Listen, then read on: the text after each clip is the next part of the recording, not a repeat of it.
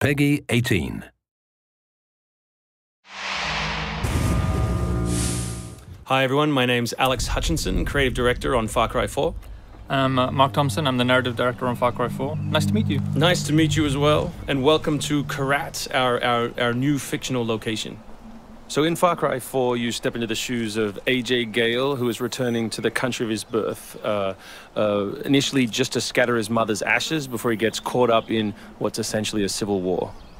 Kyrat is a fictional place based somewhere in the Himalayas, inspired by places like Nepal and Bhutan, and a bunch of countries from that part of the world.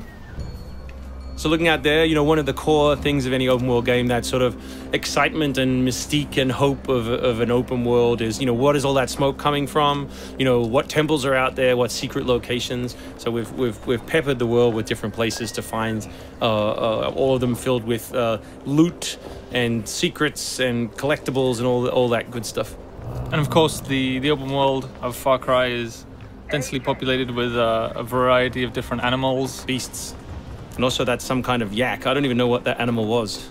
Yak, I believe. Is it yak? With next-gen fur. Next-gen fur, that's true. Individually modeled hairs. So you see here with with the eagle, you won't see it in this demo, but you can be attacked from above for the first time in a Far Cry game. So we've tried really to play with verticality, to have threats above and below you. And obviously you can still get involved in the ecosystem of the animals and hunt. And you can throw bait now. Yes, to attract animals. Yeah, and stuff like the eagle stealing the morale of the goat. Like, it isn't scripted, that's just what happens at the intersection of those two different AI systems talking to each other. The goal being that every player tells themselves a different story, that they get different surprises, that they have a different story to tell their buddies when they come to work the next day or go back to school or whatever. So there are a bunch of new tools in Far Cry 4, one of which you'll see here is the grapple. We wanted to make something that allowed you to clamber over those annoying cliffs you sometimes came across in Far Cry 3, and something that would also lean into the much more vertical, much more sort of mountainous regions we were building in this game. And that was a pretty simple example, but the level designers get pretty crafty with the setup. We have these areas we're calling adventure zones in the new game, which will take you to places like temples, which you can see from afar, and force you to use the grapple in sort of really interesting and different ways.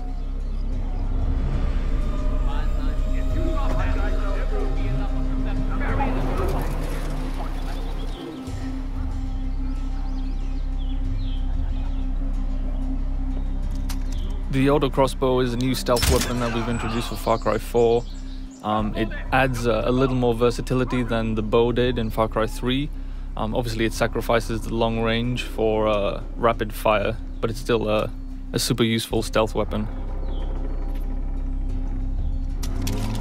So this is one of my favorite bits. If you look down when you're meleeing in the new game, you kick. So you can do all kinds of fun setups such as that. Kicking things is hilarious. I expect people around the world to be kicking rocks, explosive barrels, dead bodies come November.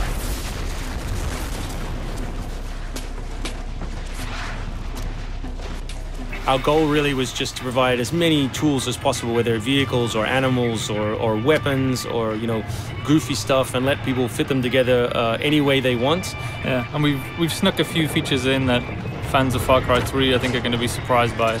Drive and shoot. Yes. So drive and shoot, obviously it's a bit frustrating to be chasing someone forever and have to sort of drive in front of them, pull over and wait for them to get out. So now in the vehicles you can drive and shoot with any one-handed weapon. And you can also do driving takedowns from any vehicle, which I really like. So this idea of leaping from your vehicle into another vehicle, do horrible things to them, boot them out the side, and then continue on your merry way. You can now deliver death without even leaving your seat. So wingsuit is still here, and it's really cool, as you see, and actually when the space became more vertical, it actually became more fun. The mountainous environment means that there's a lot more wingsuiting to be found. And hopefully you won't get it before the middle of the game. You will. Hopefully you will get it before the middle of the game. That's the current plan. But we are many months away from watching you guys abuse us online. Means that there's a lot more wingsuiting to be found. And hopefully you won't get it before the middle of the game. So here you'll get a look at elephants. Elephants are awesome, probably my favorite animal in the game. Weaponized in many different ways. You can drive them into a rage, watch them smash the other characters in the world, or you can clamber on top of one and drive it through the gate yourself. My favorite animal is the human animal. It's very Far Cry 2 of you, Mark. Oh, it's the Shark of Darkness. So co-op is a massive part of the new game. It's one of our big ways of opening up the open world and letting you play any way you want. So basically, when you ask your buddy to join, all the solo missions turn off, and you're left with all of the open world toy, the outposts, the fortresses, the towers, all the quests to play any way you want.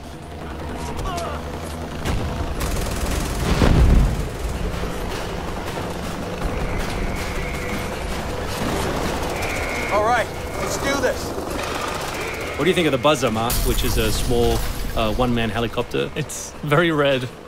No, but it's cool because it gives like this almost like developer perspective on the world. Like you normally in Far Cry 3 you could never really see an outpost, or you couldn't engage with an outpost from this kind of vantage point, which is really cool. So the outposts from Far Cry 3 were like the template for the fortresses. They're kind of like bigger, better, more badass version of the outpost to More badass. to paraphrase Cliffy B. Badassitude. So imagine charging that vehicle, you know, atop the elephant as opposed to just watching it happen. We spent a lot of money on that feature. Yeah, a lot of money. That Perhaps was we could have put that in a video. very expensive. So thanks everyone for watching. We really appreciate your time, and we look forward to showing you a whole lot more gameplay in the coming months. The game ships, of course, November 18th worldwide on PS3, PS4, Xbox 360, Xbox One, and PC.